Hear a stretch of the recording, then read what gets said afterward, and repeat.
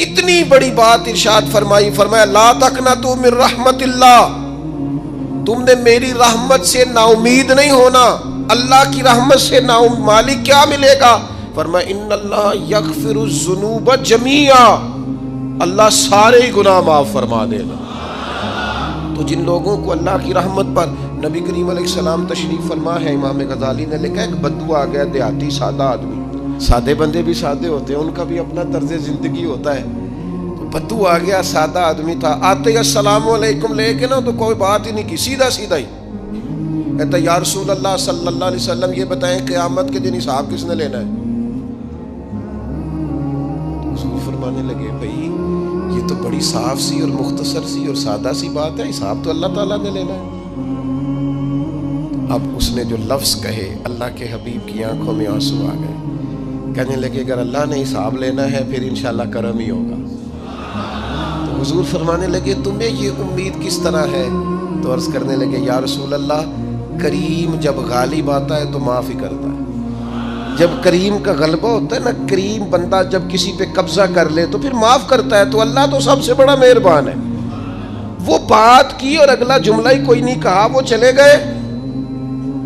تو حضور علیہ السلام نے اب اس بات پر رزلٹ دیا، فرمانے لگے کریم محبوب بندہ سادہ تھا، بات بہت بڑی کر گیا ہے، بڑی بات کر گیا، سادہ آدمی۔ میرے عزیز، اللہ کی رحمت پر جن لوگوں کو امید ہو انہیں موت سے ڈر، اور پھر جن کو محبوب کی ملاقات کا شوق ہو نا، ہم نے جان دے دی وعدہ دیدار پر، ہم سے وعدہ کیا گیا تھا کہ تم مرو گے نا تو تمہیں دیدار ملے گا، تو ہم نے جان ہی دے دی وعدہ دیدار پر، جان ہی دے دی وعدہ دیدار پر۔ اور پھر فرماتے ہیں نقد اپنا دام ہو ہی جائے گا، فرماتے ہیں ہم نے جان دی ہے اس وعدے پر کہ وہ ملے گا، تو امید ہے کہ یہ سودا ادھار نہیں۔ جیسے ہی قبر میں جائیں گے سامنے حضور کی زیارت نصیب ہو جائے گی۔ اس لیے لحد میں بھی عشق رخ شاہ کا داغ لے کے چلے، اندھیری رات سنی تھی سو چراغ لے کے چلے۔ یہ حدیث آپ نے بھولنی نہیں، یہ تنہائیوں میں یاد رکھنے کی روایت ہے، یہ تنہائیوں میں پڑھنے کی روایت ہے۔ یہ اپنے ذوق کو تازہ، جو لوگ کہتے ہیں نا وجد سرور کیف میں جانا چاہتا ہوں، وہ مشکات شریف کی اس حدیث کو دیکھے۔ اللہ کے حبیب علیہ السلام نے فرمایا لوگوں میں تمہیں بتاؤں قیامت کے دن اللہ تعالیٰ بندوں سے پہلا سوال کیا فرمائیں گے اور بندے اس کا جواب کیا دیں گے؟ یا رسول اللہ کرم فرمائیے بتائیے۔ تو کریم فرمانے لگے اللہ تعالیٰ قیامت کے دن بندوں سے سب سے پہلا سوال، اگرچہ بعض اور احادیث میں اور سوالات بھی آئے ہیں قیامت میں جو سب سے پہلے ہوں گے، لیکن اس حدیث میں یہ والا سوال حضور نے بیان فرمایا۔ حضور فرمانے لگے اللہ قیامت کے دن اپنے بندوں سے سب سے پہلا سوال یہ فرمائے گا کیا تم میری ملاقات کو پسند کرتے تھے؟ اوئے ہوئے ہوئے، کیا تمہارا ملنے کو جی چاہتا تھا؟ کبھی اے حقیقت منتظر نظر آ نہ لباس مجاز۔ اقبال کہتے ہیں تیرے کرم اتنے ہیں دل کرتا ہے تجھے دیکھیں، کبھی کبھی اے حقیقت منتظر نظر آ نہ لباس مجاز میں، لاکھوں سجدے تڑپ رہے ہیں میری جبین نیاز میں، تمہارا دل کرتا تھا مجھ سے ملنے کو؟ حضور فرماتے بندے عرض کریں گے مالک بڑا دل کرتا تھا۔ تو پھر اللہ فرمائیں گے یہ گفتگو کی معنویت تو دیکھو یار، اس کا حسن تو دیکھو۔ اللہ پھر پوچھیں گے کیوں دل کرتا تھا تمہارا؟ دل کرتا تھا تو کیوں کرتا تھا؟ عرض کریں گے مالک اس لیے کہ ہمیں امید تھی کہ تو معاف بھی کر دے گا، رحمت بھی فرمائے گا، اس معافی کی امید پر دل کرتا تھا تو ملے۔ حضور فرماتے ہیں پھر رب فرمائے گا مجھ پر واجب ہے، میں نے اپنے کرم سے واجب کر لیا ہے کہ آج تمہیں جنت عطا کروں گا۔ یہ جو ملاقات ہے نا، ملاقات کہ وہ ملیں گے، ان سے ملاقات ہوگی۔ عمر بیت گئی نا نام جپتے، عمر بیت گئی نا تذکرہ کرتے، ہم سے بھی لوگ پوچھتے ہیں کیا کمائی کی، کیا زندگی میں حاصل کیا، تو ہم کہتے ہیں شرق سے غرب تک ملک کے ایک کونے سے لے کر دوسرے کونے تک مدینے والے کی بات کی ہے، حضور کا ذکر کیا ہے۔ نبی پاک کے میں اپنی حیاتی تو قربان تھی، وہاں ساری محمد محمد پکیندے گزر گئی ساری۔ یہ اعزاز ہے، یہ کرم ہے۔ اب کیا ہوتا ہے، گناہگار لوگ ہیں، اتنا بڑا دعویٰ تو نہیں کر سکتے، لیکن دل تو چاہتا ہے نا کہ چلو جس کا نام لیا ہے اس کی کبھی زیارت بھی ہو، کبھی ملاقات بھی ہو، کبھی نظر کرم بھی ہو۔ کسی نے اپنے محبوب سے کہا تھا کہ ذرا ایک نظر مجھ پہ بھی کیجئے، تو قریب بیٹھے ایک شخص نے کہا یار تو نے بڑا دعویٰ کیا ہے، جو محبوب ہوتے ہیں ان کو تکلیف نہیں دی جاتی، تو کہتا ہے پورا چہرہ ہی تیری طرف پھیرے۔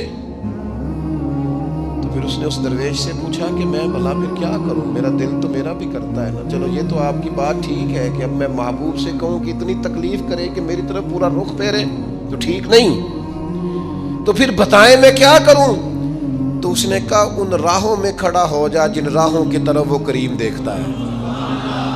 چلو اسی با کردار کو دیکھتے دیکھتے بیچ میں تیرے اوپر بھی نظر، مجھ پہ محشر میں نصیر ان کی نظر پڑ ہی گئی، مجھ پہ محشر میں نصیر ان کی نظر، اوئے ہوئے اللہ کرے آپ کو بھی وہ لطف آئے جو مجھے آ رہا۔ کہتے مجھ پہ محشر میں نصیر ان کی نظر، یہ انتہائی عاجزی ہے کہنے والے کی۔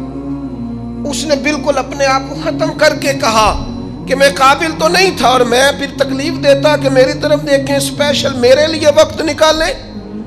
پر کرم یہ ہوا کہ مجھ پہ محشر میں نصیر ان کی نظر پڑ ہی گئی۔ کہنے والے اسے کہتے ہیں خدا کا کرنا،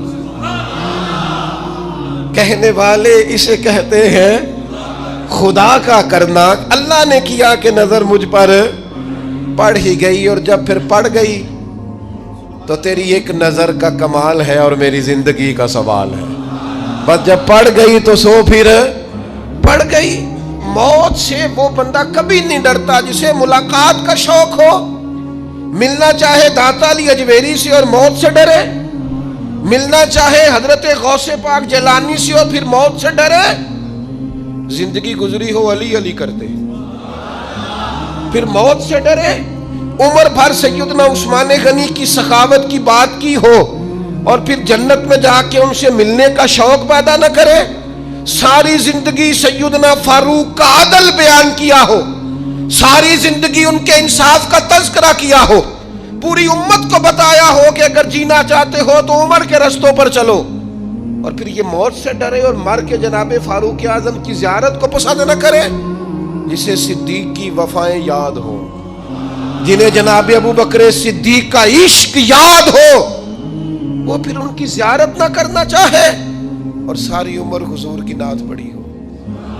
مانا نہیں آتا تھا پھر بھی کہا بلغ العلا بکمالہ کشف الدجا بجمالہ حسنت جمیع خصالہ صلو علیہ والہ سے نہیں ترجمہ آتا تھا، پر جب بھی کو پڑھتا تھا یہ بھی جھومتا تھا مولا یا صلی وسلم دائماً۔ میں آپ کو بتاتا ہوں توتلا آدمی، توتلا اور دیوانہ مجذوب بیچارہ، سمجھ نہیں، توتلا بولنا بھی ٹھیک نہیں آتا۔ مجھے نماز کا سلام پھرا تو وہ جلدی آ گئے، وہ ایک مجذوب آدمی تھے، سادے تھے، تو سلام لی تو کہنے لگے میں گل کرنی سی، تو میں نے ان سے کہا کہ تھوڑی دیر کے بعد ملتے ہیں۔ سادہ آدمی ہے، اللہ مجھے معاف کرے، میں کوئی نقل تو نہیں ان کی اتار سکتا، اس زبان کو ہم توتلی نہیں کہتے، ہم اس زبان کو بلالی زبان کہتے ہیں۔ یہ بڑی خوبصورت زبان ہوتی ہے، یہ جو توتلے لب و لہجے ہوتے ہیں نا، وہ جب بچہ پوری طور پہ اماں نہیں کہہ سکتا، توتلا ہوتا ہے تو کوئی مزہ آتا ہے اماں کو اماں کہلوانے میں۔ جب وہ پوری طور پر باپ کو بابا نہیں کہہ سکتا اور توتلا ہوتا ہے تو کوئی مزہ آتا ہے کہنے میں۔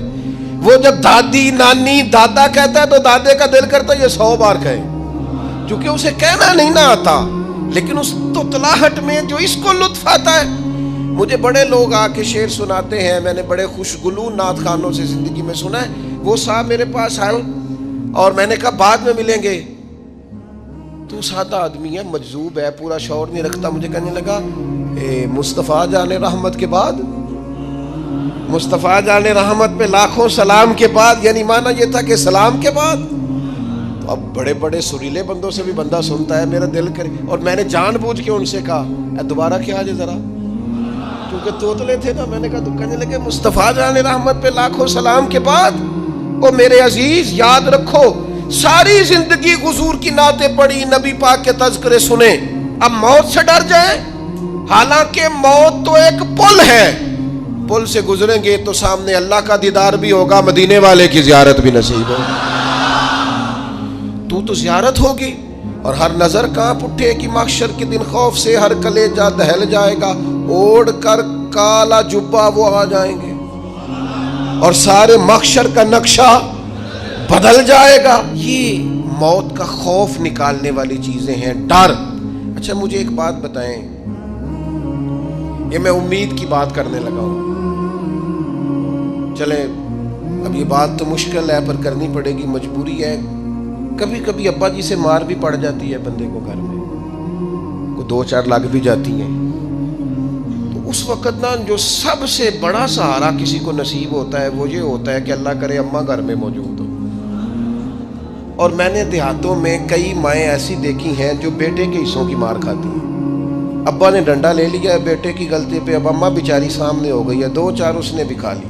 یہ بات آپ سمجھیں، موت کا خوف نکالنے کے مفہوم میں بات عرض کر رہا ہوں. اماں موجود ہونا گھر میں تو ابا سختی بھی کرنے لگے تو کسی وقت احساس ہوتا ہے کہ جناب یہ سختی نہیں ہوگی کیونکہ میری اماں، اور اماں پوری وکیل بن جاتی ہے کہ نہیں تو نہیں پتا وہ ہو گئی غلطی، وہ فلانے دے منڈے نے خراب کیتا ہے، حالانکہ ہو سکتا ہے اس نے اس کو بھی خراب کیا ہو، لیکن وہ اماں وکیل ہے، وہ وکالت کر رہی ہے اور وہ بے لوث کر رہی ہے. ہوتا ہے ایسے، اس بات کو سمجھ لے اچھے طور پر.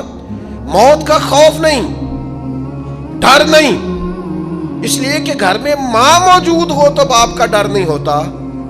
تو قبر حشر میں تو رسول کریم موجود ہے، وہاں تو نبی کریم موجود ہے، وہاں تو اللہ کریم اپنی رحمت فرمائے گا بندوں پر. اس لیے خوف نہیں، پینک نہیں، اپنی غلطیوں کا احساس ضرور کریں، اپنے اعمال پر توجہ ضرور دیں، لیکن موت کے خوف تلے دبتے نہ جائیں. انشاءاللہ صبح قیامت کرم ہوگا. میرے نبی پاک علیہ الصلوۃ والسلام نے تو فرمایا ہے بس ہم نے ایمان کامل لے کے جانا ہے دنیا میں. حضور نے فرمایا ہے جس طرح 14ویں رات کا چاند چمکتا ہے اس طرح میرے غلاموں کے چہرے چمکیں گے قیامت کو. اللہ کے رسول صلی اللہ علیہ وسلم فرماتے ہیں جسم کے جن جن حصوں پر وضو کا پانی لگتا رہا وہ قیامت میں چمکیں گے. دور سے لوگ ان کا نور دیکھیں گے، پتہ چلے گا وہ محمد عربی کے غلام آ رہے ہیں. یہ کرم ہوگا صبح قیامت، یہ عطائیں ہوں گی. اس لیے مومن موت سے ڈرتا. سیدنا بلال حبشی رضی اللہ تعالیٰ عنہ، آخری وقت ہے، نزع کا عالم طاری ہے، اور یہ گفتگو دیکھیں غلاموں کی. آپ کی اہلیہ رو پڑی، کہنے لگی ہائے ہائے افسوس. حضرت بلال فرمانے لگے کیا ہوا؟ کہنے لگی افسوس ہے کہ آپ دنیا سے جا رہے ہیں. تو حضرت بلال نے مضمون ہی بدل دیا، سوچ کا زاویہ ہی بدل دیا. فرمانے لگے یہ افسوس کا مقام نہیں، یہ تو خوشی کا مقام ہے. اس لیے کہ میری آج آنکھیں بند ہوں گی، قبر میں کھلیں گی، مدینے والے محبوب سے بھی ملوں گا، حضور کے غلاموں سے بھی ملوں گا صلی اللہ تعالی علیہ وسلم. تو موت تو مقام مسرت ہے، اور اگر یہ مل جائے زندگی میں. ایک بدو ایمان لے آئے، ابن ماجہ میں موجود ہے. حضرت ابو ہریرہ رضی اللہ تعالیٰ عنہ حدیث کے راوی ہیں، فرماتے ہیں ایک بدو ایمان لائے اور انہوں نے حضور علیہ السلام کے ساتھ ہجرت بھی کی. ابن ماجہ میں موجود ہے. تو نبی پاک علیہ السلام نے نا انہیں ایک صحابی کے ساتھ کر دیا، اب ان کے کام کاج میں مصروف ہو گئے ان کے ساتھ.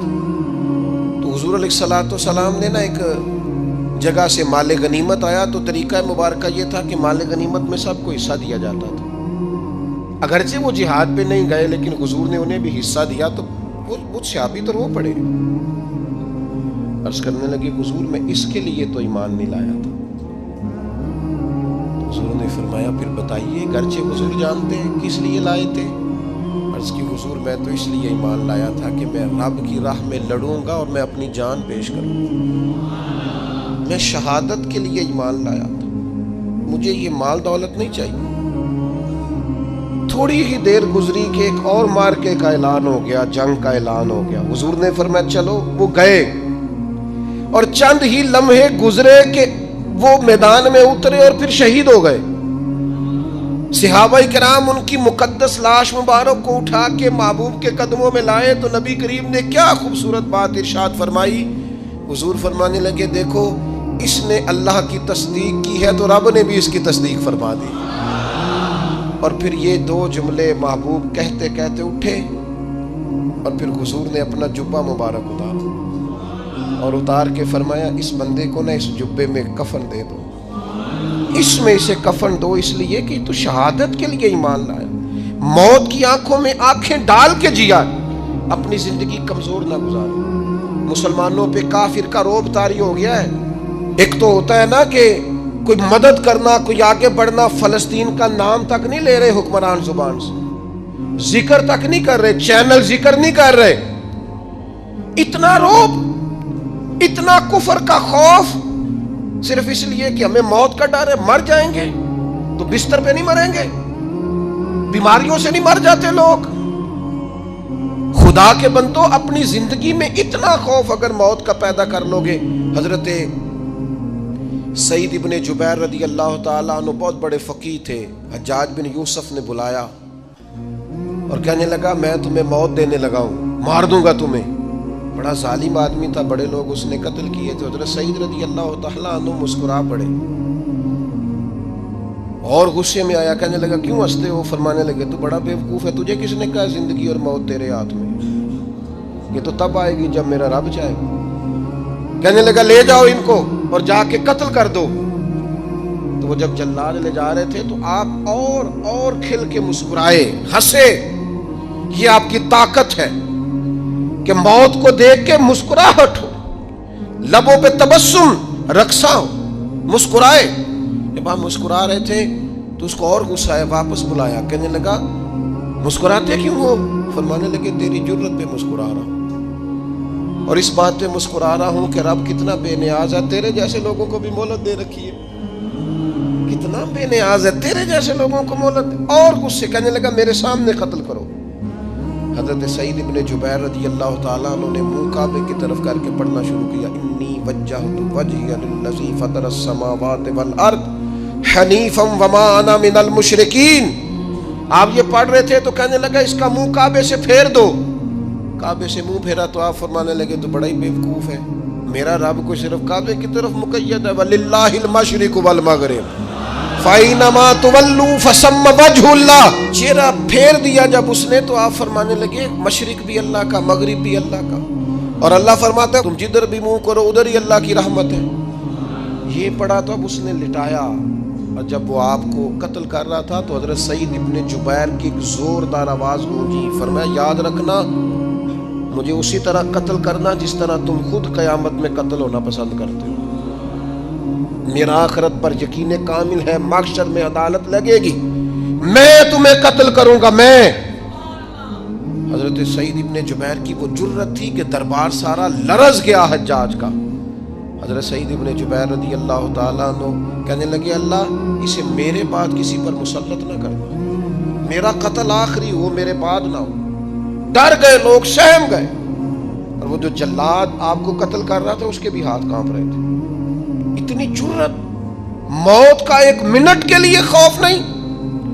حضرت سعید ابن جبیر رضی اللہ تعالیٰ عنہ شہید ہو گئے تو اتنا خون نکلا, اتنا خون نکلا, اتنا خون نکلا, خون بند ہی نہیں ہو رہا. ایک طبیب بیٹھا تھا, ہانپتے کانپتے ڈرے ہوئے سہمے ہوئے. حجاج کہنے لگا اسے اتنا خون؟ تو کہنے لگا بادشاہ میں نے سالوں مریض دیکھے ہیں, اس کو پتہ چل جائے نا مرنے والا ہوں وہ تو اتنا خوف میں آتا ہے, پہلے ہی اس کا سارا خون جم جاتا ہے اور سکڑ جاتا ہے اور اس کا خون جل جاتا ہے. یہ جو بندہ تم نے شہید کیا ہے نا اس میں ایک رتی برابر بھی موت کا خوف نہیں, موت کے خوف سے بے نیاز تھا, اتنا خون نکلا. حضرت سعید ابن جبیر شہید ہوئے اسی دن حجاج کے پیٹ میں درد شروع ہوا. صرف 15 دن حجاج بعد میں زندہ رہا ہے, 15 دن, اور ساری رات تڑپتا تھا, کہتا تھا مجھے خواب میں آ کے پیروں سے گھسیٹتے. حضرت سعید ابن جبیر چلاتا تڑپتا 15 دنوں کے اندر. طبیبوں نے کہا تیرا جو مرض ہے یہ کوئی آسمانی عذاب ہے. میرے عزیز موت سے ڈرے نہیں بلکہ جو ظالم ہو ان کو ڈرا دیں, یہ مومن کی شان ہے. اپنی زندگی کے اندر سے موت کا خوف نکال دیں، تاکہ زندگی کے جو دن ہیں وہ جیے تو جا سکیں، وہ انسان مضبوطی سے وقت سے گزار سکے۔ حضرت علی شیر خدا رضی اللہ تعالیٰ عنہ نا وہ جیکٹ نہیں پہنتے تھے جنگی، جو کمر پہ پیچھے لوگ پہنتے تھے نا، تلوار کوئی مارے تو زخم نہ ہو۔ تو کسی نے مولا علی شیر خدا رضی اللہ تعالیٰ عنہ سے فرمایا پشت پر آپ وہ جیکٹ نہیں پہنتے لوہے کی؟ آپ فرمانے لگے پشت تو دکھانی نہیں تو کہنے لگے موت سے ڈر نہیں آتا؟ فرمایا بالکل بھی نہیں، اور فرمایا مجھے بالکل ڈر نہیں آتا کہ میں موت پر آ گروں یا موت میرے اوپر جا گرے۔ ہم تو شہادت حضرت خالد بن ولید رضی اللہ تعالیٰ عنہ ایک دن نوجوانوں کو خطاب کرتے کرتے کہنے لگے موت سے کبھی نہ ڈرنا، میں نے ساری زندگی جنگوں میں گزاری ہے، میرے وجود پر ایک ذرہ بھی جسم کا حصہ ایسا نہیں جس پر زخم نہ ہو۔ اور جو کہتے کہتے رو پڑے، فرمانے لگے یہ بات کرتے کرتے رو پڑے، فرمانے لگے دیکھ لو زندگی ساری میدانوں میں گزاری ہے، لیکن شہادت اللہ تعالیٰ نے میرے لیے وہاں نہیں لکھی تھی، یہاں اللہ تعالیٰ نے اپنی رحمت کے لیے موت میرے لیے لکھی تھی۔ تو یہ تو اللہ کا کرم ہے۔ قریب ایک بزرگ صحابی اور بیٹھے تھے، فرمانے لگے آپ کی نیت شہادت کی تھی، انشاءاللہ آپ قیامت میں شہیدوں میں ہی کھڑے کیے جائیں گے۔ تو میرے عزیز خوف نہیں موت کا۔ آخر میں 2-3 گزارشات عرض کرنی ہے۔